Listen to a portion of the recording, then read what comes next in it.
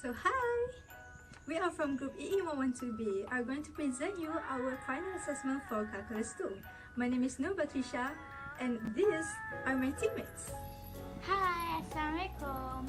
And me, Noshazana Hazira binti Azman. Hello, I'm Nur Fatiha. We're going to present you the definition and application of biology. So, let's get started. I will start with introduction, application of biology. What is blood flow? Blood flow refers to the movement of blood through the vessel from arteries to the capillaries and then into the veins. Pressure is a measure of the force that the blood exerts against the vessel wall as it moves the blood through the vessel.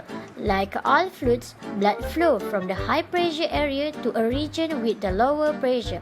Blood flow with the same direction as the decreasing pressure gradient, arteries to capillaries to veins.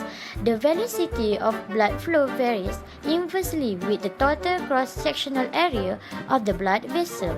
As the total cross-sectional area of the vessel increasing, the velocity of flow decreases. But blood flow is slowest in the capillaries, which allows time to exchange of gases and nutrients. What is blood pressure? The term blood pressure refers to arterial blood pressure, the pressure in the aorta and its branches. Systolic pressure is due to ventricular contraction. Diastolic pressure occurs during cardiac relaxation. High blood pressure can affect the ability of the arteries to open and close. If your blood pressure is too high, the muscle in the artery will respond by pushing back harder. This will make them grow bigger, which makes your artery wall thicker. Thicker arteries mean that there is less space for the blood to flow through. This will raise your blood pressure even further. What is arteriosclerosis? In arteriosclerosis, compliance is reduced and pressure and resistance within the vessel increase. This is a leading cause of the hypertension and coronary heart disease, as it causes the heart to work harder to generate a pressure great enough to overcome the resistance.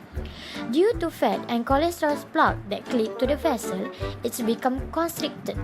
If an artery bursts or becomes blocked, the part of the body that gets its blood from that artery will be starved of the energy and oxygen is needed, and the cell in the affected area will die.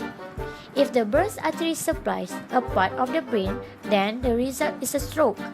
If the burst artery supplies a part of the heart, then that area of heart muscle will die, causing a heart attack. Okay. Next, we move to why we need blood. Blood plays an important role in regulating the body system and maintaining hemostasis. It performs many functions within the body, including first, supplying oxygen to tissue, bond to hemoglobin, which is carried in a red cell.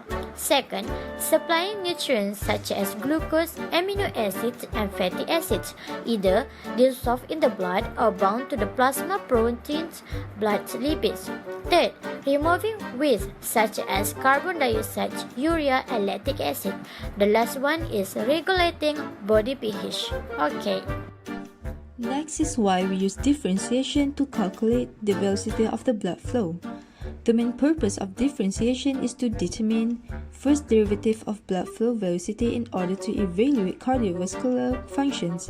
The actual meaning of differentiation is that derivative instantaneous rate of change of a function with respect to one of its variables, or differentiation in the process of finding the derivative of a rate of change. In simple words, it is to mix something to the smallest form. Under condition of this experiment, correlation peak flow measured by the EMF with that obtained by the pressure time derivative method was good. This method should prove useful in the estimation of changes in peak blood flow. The objectives of presentation are: first is to find the rate velocity of blood flow varies inversely with the total cross-sectional area of the blood vessels. Second is to find the derivative, the rate change of the velocity of the blood flow. Third is to determine the blood flow is normal or having high blood pressure or low blood pressure. Then to relate the relationship between the velocity and the radius. Finally, to gain consciousness about the risks of high blood pressure. Next is a problem statement. The left radial artery radius is approximately 2.2 mm and the viscosity of the blood is 0.0027 nanosecond per meter square. The length of this vessel is 20 mm and pressure difference is 0.05 Newton. What is the velocity gradient at R equal to 1 mm from center of the vessel? Next is a solution for the problem statement. The velocity of the blood is not the same in every point because of the friction at the walls of the vessel. The velocity of the blood in the center of the vessel is faster than the flow of the blood near the wall of the vessel. The velocity is decreases as the distance of radius from the axis center of the vessel increases until V becomes 0 at the wall.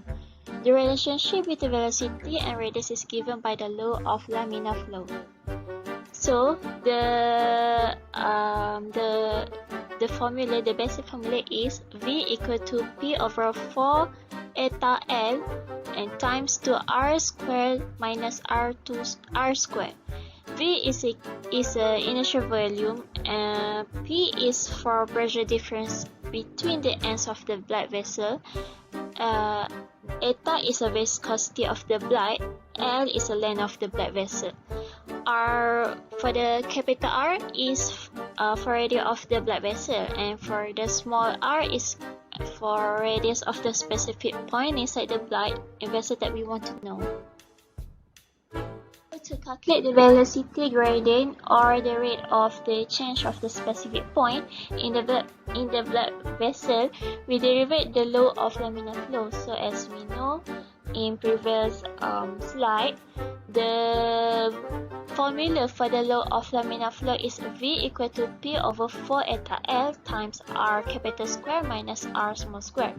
So how to get velocity gradient, we need to derivate this formula. So after we derivate it, we got dv over dt times P over 4 eta L times R capital square minus R small square. And after we calculate it, we got P over 4 eta L times 0 minus 2R. Why 0? Because in previous slide it says that the center of the vessel increase until V becomes 0 at the wall. So we can let the R capital is 0 because when the velocity is decreased, it will become 0. So after we calculate it, we will get V equal to negative 2RP over 4 eta L. We'll use the formula that we derived to calculate the velocity, which is V equal to negative 2RP over 4 eta L. So back to the question, to the problem statement, it says that R is 1 millimeter. So we replace the R equal to 1 millimeter. Next is P. In the question it says the pressure difference is 0.05 Newton. So we replace P with 0.05. Next is eta.